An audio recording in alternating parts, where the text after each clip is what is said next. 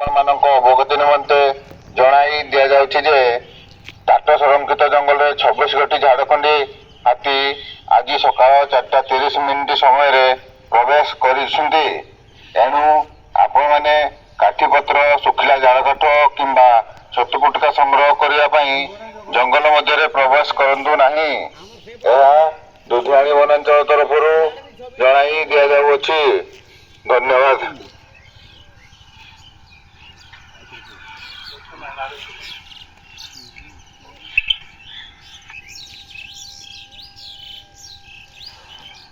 ଏତଦ୍ୱାରା ଆପଣମାନଙ୍କ ଅବଗତି ନିମନ୍ତେ ଜଣାଇ ଦିଆଯାଉଛି ଯେ ଟାଟା ସଂରକ୍ଷିତ ଜଙ୍ଗଲରେ 26 ଗୋଟି ଝାଡ଼ଖଣ୍ଡି ହାତୀ ଆଜି ସକାଳ 4:30 ସମୟରେ ପ୍ରବେଶ କରିଛନ୍ତି। ଏଣୁ ଆପଣମାନେ କାଠିପତ୍ର, ଶୁଖିଲା ଜାଳକାଠ କିମ୍ବା ଛତୁ ଫୁଟକା ସଂଗ୍ରହ କରିବା ପାଇଁ ଜଙ୍ଗଲ ମଧ୍ୟରେ ପ୍ରବେଶ କରନ୍ତୁ ନାହିଁ। ଏହା ଦୁଧିଆଣୀ ବନାଞ୍ଚଳ ତରଫରୁ